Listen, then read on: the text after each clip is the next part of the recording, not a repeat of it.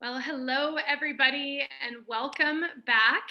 It's Podcast Wednesday, and we have had such a great day today. I just can't believe how much fun it's been to be on today, and we are live. So, welcome to everybody who's joining in. I can see you guys. Come on in with us. You can use the live chat box to the right if you want to ask questions, share your comments, your stories, any of those things. We love hearing from you. And if you're listening later on iTunes, Spotify, Podbean, iHeartRadio, iListen, we've gotten on all of them now, which is so fabulous. You can use our private forum on MeWe.com.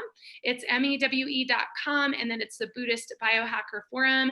They do have a privacy bill of rights for everyone who is on MeWe, and it's a great safe place to continue all of our discussions. And again, just welcome in everybody. This is another episode of the Buddhist Biohacker. I'm Lisa Gunshore, your host, and I am so excited for our guest today because we actually haven't seen or talked, seen virtually, in a while. And so I just want to welcome Gwen Schiada back. Welcome. Thank you so much, Lisa. It's so great to be here. It's so good to see you. Oh, it's so good to see you too. I'm so happy to connect with you. Gwen's in the documentary Awaken Grace, and the trailer is on this channel, so you guys can all watch it. But I've watched your story so many times in the last few months, so I feel like we have been just talking, even though I haven't seen you for like 3 months. But I'm really happy to have you back, so I'm really excited about today. Me too. Absolutely. It's great to see you. Oh, it's so good. So the topic today is living in the gray. And this came up in a conversation where you were sharing your thoughts on this. And I thought, what a great topic. And so I just want to hand it off to you first to kind of share what living in the gray even means and where that came from.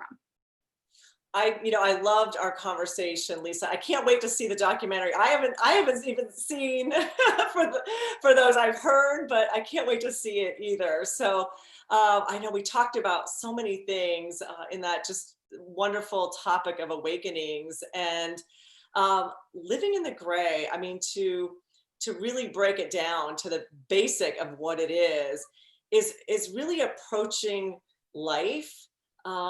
Taking the or out of our thought process, right? I mean, so often we get stuck and trapped by our own thoughts, which get us into these categories of, I have to go this way or that way, or make this choice or that choice. And so I encourage people to think about things. We used to do those Venn diagrams, right, in school, where you had this circle, and then you had the overlap in the middle. And to me, that's the juicy part, right? That's the gray. And so if we just replacing, I just did my 7L framework, Life on Your Terms program, with some teenagers, first time working with them using this program.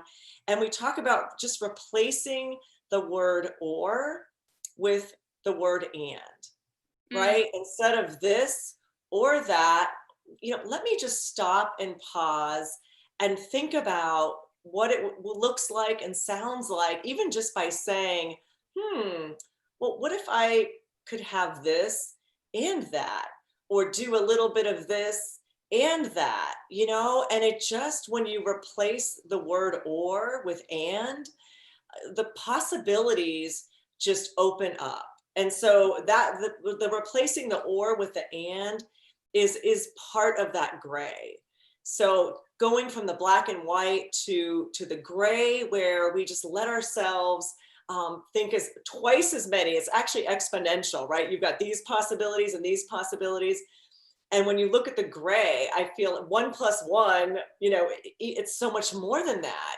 And it just gives you freedom and creativity and possibilities. And it just ties in so beautifully with living life on your terms. I think life, part of that is that in the gray is where sometimes we really find our truth, our gifts, the way that we want to live our lives. I love that so much. That makes me think of, I think it was you and I that had this conversation, but about living in two different places, because you live in two different places. And that's a really big and to say, I don't have to settle for one space even. I'm just curious what your thoughts are on that, because that's like a big thing, is saying, well, we can live here or there, but what if you could just do it all? And what does that look like? Right, right. And it goes back to this whole idea of mindset, right? So we're just sort of trained, first of all, pick a place, live in this place, you know, buy a house or whatever, and have this one way to live. So that's part of that black and white. Yeah, I'll share this story because I think it just really, it's just a great example. And myself, right? So I practice these things, I teach these things. My doctorate is in clinical psychology. But I have fallen victim to, you know, putting myself in these boxes, right? This or that box. And a number of years ago, so this is going back probably to about 2013, 14. And my husband and I, our whole relationship is centered around a boat. Okay. So our first date, you know, he said to me, I'm going to be in your area looking at a boat. Right. So we had lunch. We got married on a boat. We honeymooned on a boat. We raced catamarans together. And so he had this idea of, he wanted to buy a boat, a sailboat, and literally like sail off into the sunset, you know? And for me, it was like, well, what exactly does that mean? What does that look like? And so we talked about that. He had started his business a number of years before I did. I had started mine in 2010. And so part of it, there was this anxiety of, I don't know if I'm ready to let go of my business. And just, he literally wanted to sell everything and sail away and see what happens, right? Yeah. That is one way to go. But I had spent a lot of time in grad school. I had started a business that I was so passionate about and just getting off the ground.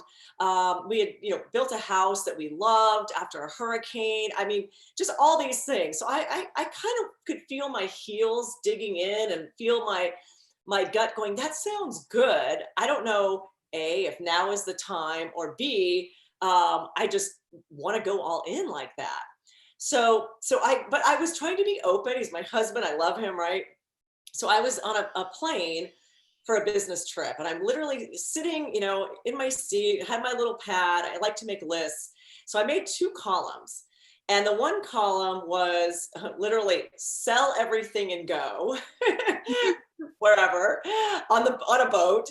The other column, and we didn't have the big sailboat yet. We didn't have that kind of a boat yet to live aboard. We had a little catamaran, you know, that you race around. And so on the other column was continuing to live on land and grow our businesses, etc. So I'm literally making pros and cons of each of these 2 lifestyles. And there was a guy sitting next to me, and he literally just looks over at me and he says, wow, you seem really deep in thought over there. You seem really focused. You know, what do you? And I said, well, I said, I'm working on these lists. I'm trying to figure out, you know, what to do here. And he was on his way to Curacao, of all places. And he was an expat, you know, living a different kind of lifestyle himself. And so he just looks at me, and I said, yeah, you know, I'm really stuck. My husband wants to do this. I'm just feeling a lot of anxiety, but it also sounds exciting and fun and adventurous. And that's part of me too. And so he just looks at me and he says, well, why can't you do both? And I just kind of sat there like, well, I don't know. I mean, can we? What does that mean? What does that look like? So I literally on the plane was just, but a light bulb went off that just, hey, why didn't I think of that? You know, I talk and I encourage people, but I was so close to my own experience. And the other aspect was just, yeah, just, you know, getting stuck in some of those patterns that as humans we have. And it took another person to see a third option, which I think there's a good lesson in there too, right? That we need to surround ourselves with people who sometimes are have a little bit of distance, right? It's really important to surround yourself with good people with big vision and who will support your dreams. So I literally was like, oh my God, I don't know. And all of a sudden, Lisa, I just got so excited. I like took out a whole new piece of paper and I just wrote boat and land. And I just started making the pros and cons and how it could work. And I was just feverishly writing. And one of the things, I think this is a telltale, my energy, even right now, I can feel it. I can just feel back being on that plane and how excited I was. Just this whole new universe of possibilities opened up. And I just started writing and thinking about it. And when I came back from that trip and I talked with my husband, I said, oh my God, what if we do this? What if we could do a little bit of both? And what would that look like? And he got on board. He's like, you know what? Let's do that for a start. Let's see where it leads us, right? And so we started making plans, thinking about it. And one of the other lessons, what was crazy was once we got that clear vision of what felt right to us, to both of us, right? Because he had this idea, I was kind of over here. Then we found this thing that just absolutely felt balanced and right. And we started talking about it and just seeing it sort of happen. And things just started to take place. I mean, we found the boat. I mean, we'd been kind of looking before, but all of a sudden it was the absolute right boat came along. We bought the boat. And then when we bought this boat and we said, okay, well now what, right? We had an opportunity because of that boat. My husband works in the boating industry. He was talking with a guy in the islands and who needed some help with boating things down there. And this guy said, well, I know a great guy. He's an expert in this area. You should meet him. And he wants to check out on his boat at some point. This guy from the Bahamas called my husband. We flew down there, started this whole relationship with them. And at one point we thought we might just move down there. So we said, you know what? Again, he wanted to go all in. He said, well, why don't we either sell our house now or like rent it out? And I said, well, wait a minute. What if this whole thing doesn't work out exactly the way we think? Why don't we, this was another example of the gray. I said, why don't we try vacation rentling our house? That way we can control who stays there when. If the Bahamas doesn't work out, we still have our house that we love.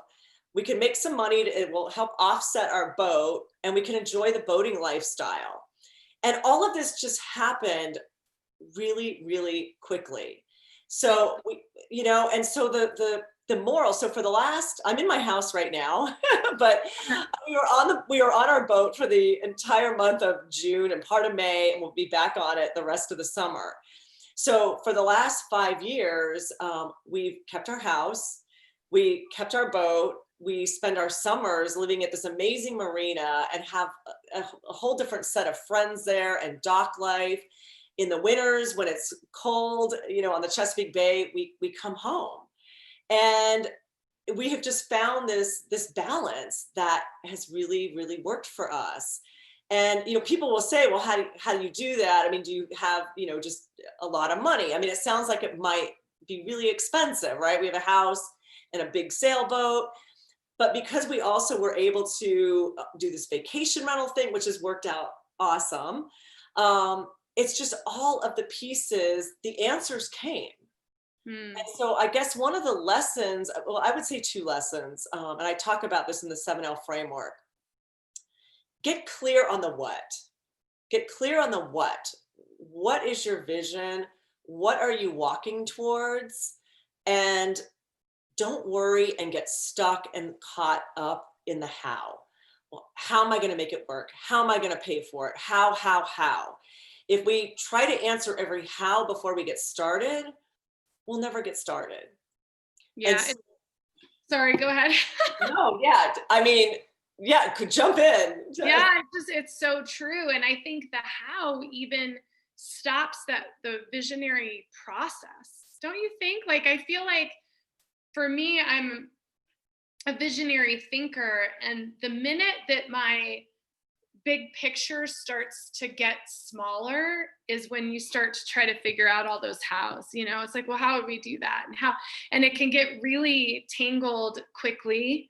And so I just think like it's so important what you're saying, like just look at the vision. How do you what do you do for yourself? How do you coach it in other people to get to that big picture place? Because I think in psychic school, they call it havingness. Okay. So how big is your havingness? Yeah. Okay. But in other philosophy or modalities, it's the limiting beliefs, right? So how do you coach to that? What's worked and what's your kind of secret tricks up your sleeve of like, how do you get to that big picture? How do you break through those limiting beliefs to begin with?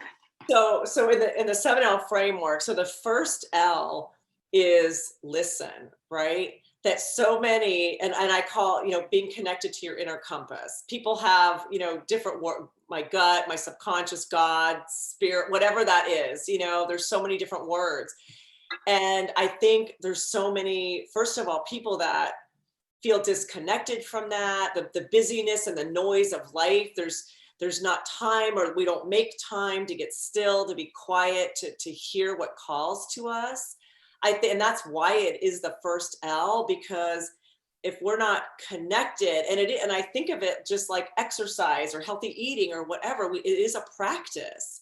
We have to make time and space, and you can hone that connectedness, to whatever you want to call that. And so I call it your inner compass, because for me, and again, being a boat lover, right? Compass, it's what guides us. When we're quiet, we can hear what speaks to us. And that is like the super big what, the super big vision. And then the second L, and I take people through a process and exercise, is love. And so when you're not sure where to go, or you need to kind of check yourself about direction, and is this in alignment? Love, the second L, is defined by clarifying your values and your passions. And again, many of us, we have either just internalized society's values, again, the one house, the big house, the white picket fence, whatever that is, right? A traditional job. And we don't stop later in life or at different points and say, wait a minute, what are my values? Let me check in. I mean, am I living my values, society's values? Am I still holding on to my parents' values? And maybe those are yours, but it's critical to take inventory, and it changes over time. And so again, being proactive about that. And then your passions, what are you, most passionate about? And again, I literally, if I have my workbook handy, I have a page in there that has the two circles with the middle, and it has, your passions, your values.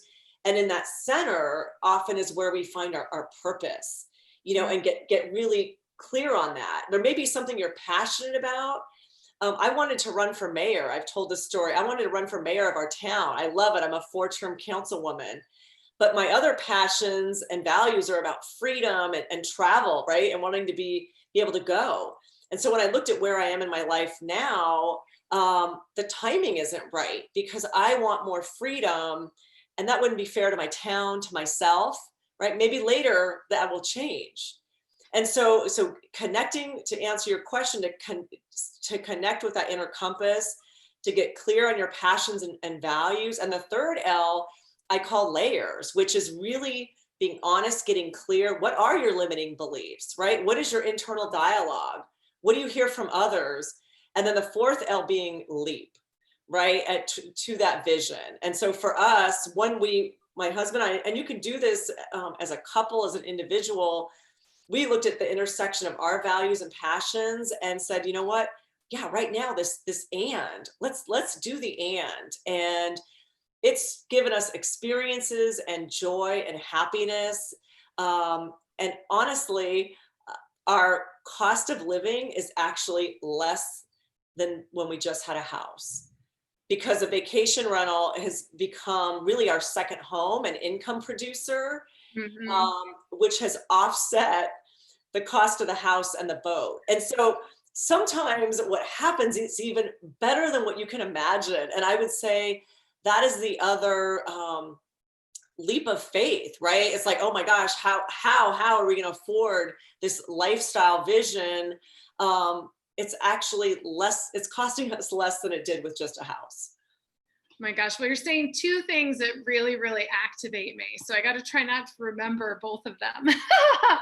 um, the first one that you're talking about is values. And I just want to like put a big star by what you're saying about what are my values, because I don't think that we ask that question. And I'll be honest, the coolest thing in my own journey of self-discovery was through dating, actually, having to ask that question after. I always say when you start dating, you're like in kindergarten of dating, and then you kind of graduate and eventually you go to high school, and then you're like in college of dating. And so I was single for 8 years from my divorce until I met my amazing husband I have now.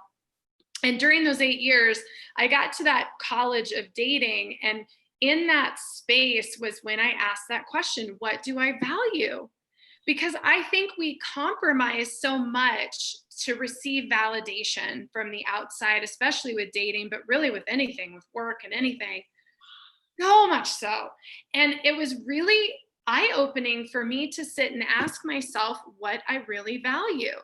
And the minute I did that and defined for myself what I value, that I valued family, that I value dinners together, that I value these particular kinds of experiences, going out in nature, being spiritual, right? My spiritual values. That was when I met my husband. It was like, suddenly I was clear. I know, I'm getting goosebumps about this because it's so huge, you guys. It's so huge. And like, you're just bringing it up, Gwen, and it's like, yes, like we could have a whole show just on values. Well, and the second part of what you just said, it's just, I don't want to say magical, some people think whatever, too woo-woo, but there is something so powerful about when you get clear. Because absolutely, Lisa, it was like when we were going around and around and just wasn't feeling right, this, that. And when we hit the thing and boom, got clear, it was like dominoes, like, like everything literally just that. And I call that, like being in the flow, that the energy, it wasn't work. It was just, it like took us almost for the ride. And I absolutely love that you brought up relationships. I dated somebody for 10 years, literally from 20 to 29. I don't want to speak badly about this person because he's a great guy. I won't mention names, but someone's watching or whatever. I say he was almost the right guy. And on paper, quote unquote, he looked amazing. I mean, he went to med school, ER doctor, gorgeous, fun. I mean, on paper, just looked like, an amazing catch. And he was for someone. Right. But there was always this sort of piece that kind of felt missing, but I was in the probably, high school of dating. I kept kind of knowing that there was something missing, but there was a lot of good. And it was like a mirage. I kept thinking that I was going to, get to the water and the mirage kind of keeps moving. And we broke up, ended the relationship at 29. I moved to the East Coast to finish my graduate school work. And I said, I need to go to therapy. I went to therapy for a year. And in that time, I worked on what do I want in a partner? Literally, it was like, what am I looking for? I ended a relationship with this amazing guy who was almost the right guy. So what is that person? And I realized I truly wanted a partner, like an equal partner in life. That was just, we were the most important thing to each other, but that we also embraced each other's dreams. And so I literally, probably like you, I got so clear through this process. And what happened? I mean, he showed up. And in the most unexpected place. He was a Marine, always a Marine from Pennsylvania. I'm a, psychologist from California. A friend introduced us, and on paper, we both kind of thought, no way, I'm a California girl, surfer boy, and he's, this more kind of rigid marine engineer thinking, California psychologist never worked. And we've been together for 22 years and happy as ever. When I tell people that if you need to get whatever it is, get clear and the rest will follow. It's true. And the values is a big part of that, because you start to understand what you're actually asking on a first date, and that's the same thing. Another great example would be a job. You start to be the one who's asking the questions in the job interview instead of the other way around, because now you know what you want and you know what you value. And I think we have gotten in this pattern that's not constructive, in which we are relying on that outside validation, that others esteem, right? And it's when you take back your power and you step into your divine authority, you suddenly know what you want, you're clear on what you value, and everything, it's like obvious if something doesn't work. And so it's just so huge what you're saying. I mean, my whole body is like on fire from talking about this, because it's so important. It's so, so, so important. It's kind of everything, really. You know what I mean? And when you said about the job and what you're looking for, and that's why I call my program Life on Your Terms, because it's not just about your career. We have all of that in the context of our life. So like for me, I want to be able to work now from wherever I am. I want to spend more time in the Bahamas. I want to be able to do that, but I want to be able to do my work. And we can make all of those things happen if we're clear. And that ties into values, right? What do you value? What kind of, not just what kind of job, but what kind of quality and values for your life, so you can look at it on every level, your lifestyle, your partner, your, all of that, you can break that down.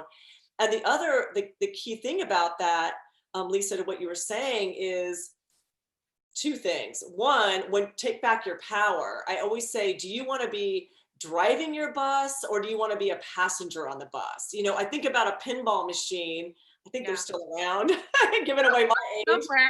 But these flippers and the ball, the ball just going everywhere. And so do you want to just be that pinball? Or again, going back to your compass, do you have this, you don't need to know exactly, but do you have this vision for the shore that you're headed towards, and you can tweak your sails and all of that along the way? And that truly, and even based on the research, so when they look at the most satisfied, joyful, happy people, based on research studies, they are living in alignment with their values and their passions.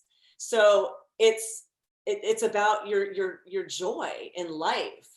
And the other piece of that is, when we're clear on our values, we can let go of envy, right? Because there's so much comparison, and especially in our reality TV world of, wealth and this, that, and the other, the values that we're told by society that we should be following, those don't necessarily make you happy, maybe for some people. But when we are living other people's values and always trying to find that happiness based on that, we're not going to be happy. And second, we're always going to be envious of others, because we're always going to be trying to get to that external place, when truly, I always say, life is not a race. It's about your pace. The journey starts from within. So let's begin and stop searching on the outside for the answers. They're all right here, and the joy and everything. And so if we can lock into that, we let go of envy, we find our happiness, it's knowing, right? It's just knowing. Yeah. Oh gosh. And the other thing you said that really got me activated is, you said oftentimes it works out better than you could have imagined. And this is so powerful, because just yesterday, I actually ended up, we had a death in the family last week, and it was tough for my dad. And so yesterday I ended up canceling my whole day for me, because I was like, I need to just be I needed to rest. I needed to be with spirit. And the messages that flooded in are just so fabulous when you go and you get connected. But one of the things that they said to me is, when we look at this new reality, we look at where we're headed. They said it's going to be better than you can even imagine. And how this is all going to dismantle is better than you could possibly imagine. Like, stop trying to figure it out. And they said it's everyone's awakening. This isn't one group awakening and one group's right and one group's wrong. This is not about that. This is about everyone's individual awakening. And everyone is going to have this experience where things are going to turn out better than we could possibly imagine. So it's really, really powerful what you said, because it's bigger now in this moment than it's ever been, because this isn't about, The Secret and like manifesting a house. This is about our entire reality. And how do we let go of the how? Because all of us are like, well, how is this going to happen? And what's going to happen here? And what's going to happen in politics? And what's going to happen in finances? And what's going to happen to our money? And blah. And I think, like, how do we become visionaries of the new reality and step away from the how? Like, you said that, and I just think, whoa. And like, I even think, like, in this moment, I'm just getting this like energy or insight, like, about your 7L framework, like that what you've created is that journey to creating this new reality that we're going to be living. Like, oh my God. You just gave me chills.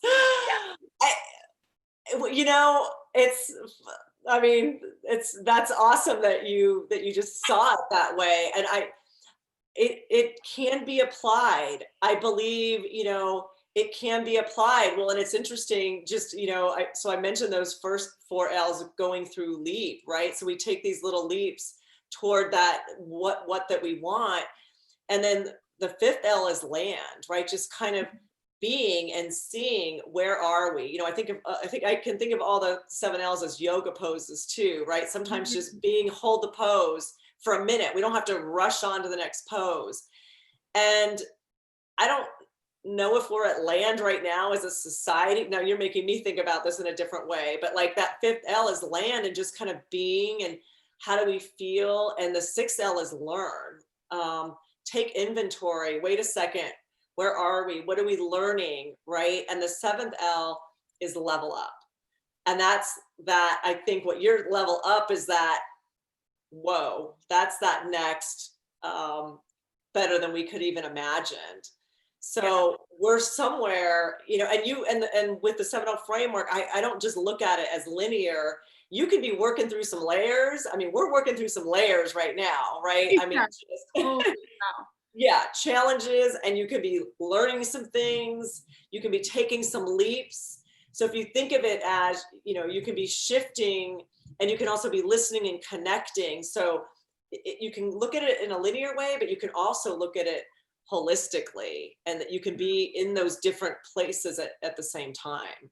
Yeah. Well, and what you said about listen and love, I mean, that's like where it's at. Like the way to unification is unconditional love. And so when you think about, like, if all of us as a collective, all of us, everybody watching, everybody who listens to this later, everyone in our community, if all of us took a moment to listen to ourselves, to listen to the planet and what it needs, and to send out love, like, that is all it would take to create massive change today. That makes me emotional for some reason. I mean, oh my God. I'm gonna cry. You know what? There's so many parallel things happening right now, Lisa. You know how this is really ironic and funny. In some ways, I said I was on that airplane and too close to my list of this or that to kind of see another option. Well, it's funny. I've looked at the 7L framework and look at applying in many ways, but you just helped me think about it on a much more macro level. I mean, it's true, right? If we listen, if we go inward, if we pause and just be still and get rid of the noise for a minute and take inventory, right? I think as a country, as a world, what are our values? Yeah. re-inventory, and what are we passionate about? And yes, and then that encapsulates love, and we have to love ourselves first, and then on all those other levels as well. Yeah. Work through some of our layers and take some leaps toward, that new reality. That is awesome. You just, that makes me want to cry too. I'm going to need a minute to just, I'm like, process that.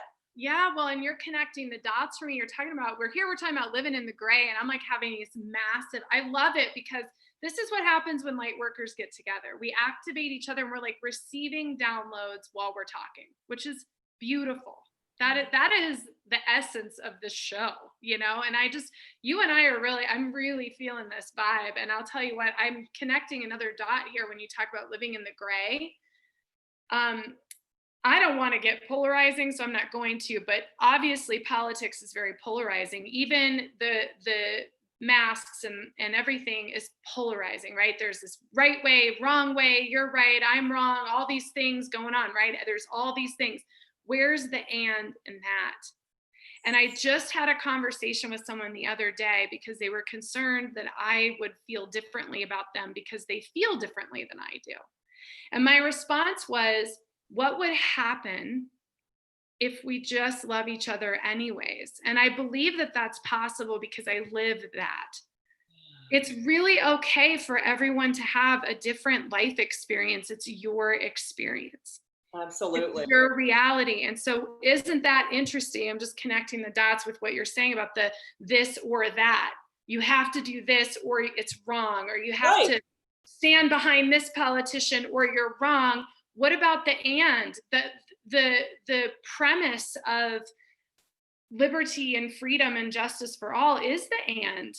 Oh my God, I know. Right? Right. And if we take, oh my God, you're so awesome. Yeah. If we take, or is the problem, or is the problem. That is such a great example, right? It's either you believe in science or you don't. You believe in masks or you don't. Right? I mean, it's this or that. And like, you look at how limiting, and just look how it's held us back. Yeah. Look how it's held us back. And so, yeah, what if we could, feel like we have freedom, and listen to science? I mean, what if we could, follow our own politician, whoever that is, and follow the science? I mean, I feel like, yeah, they need a giant whiteboard and start putting up, like, where is the and I think we could find our way out of this in a peaceful, and maybe, right, maybe the result would be even better than what we imagine. Yeah. I mean, who knew we'd be talking about the planet's problems today? But I think it kind of all makes sense with what, your framework's about, is it really all works in this bigger picture. And right now it's about divine authority. It's about sovereignty. And part of that is being okay with what you believe and not having to have other people believe what you believe. The release of that contention is that's freedom.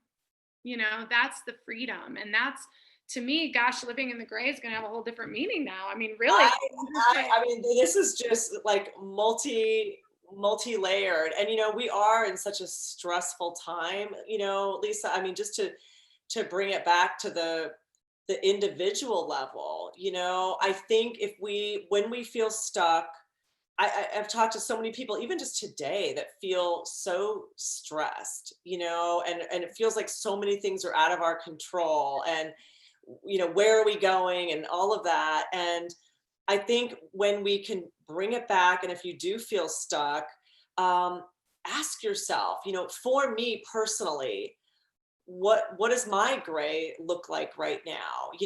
Can I be stressed, and be productive?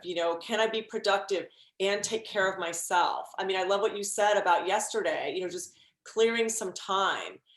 Again, there's so many examples, and I would just encourage people watching this to just observe your mindset, observe your behavior, start thinking about, your self-talk and, where you are in that or that and when you feel stressed or all that stuff comes up, pause for a minute and think about the can I get done what I need to today and take a walk for 20 minutes, if I'm feeling stressed, whatever that is, just look at that sentence and replace it with an and see what that looks like and feels like.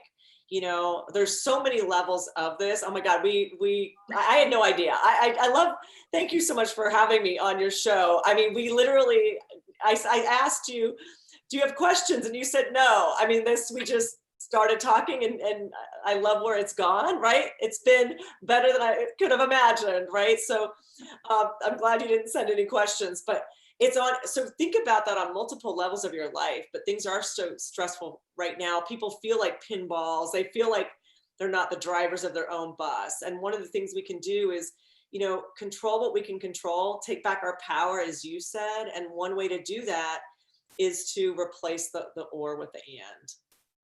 I love that. And I wonder too, even identifying where your oars are, because you're making me think about my husband and I have had some pretty deep conversations with everything that's been going on about, where are we headed? Where do we want to live? What do we want our life experience to be?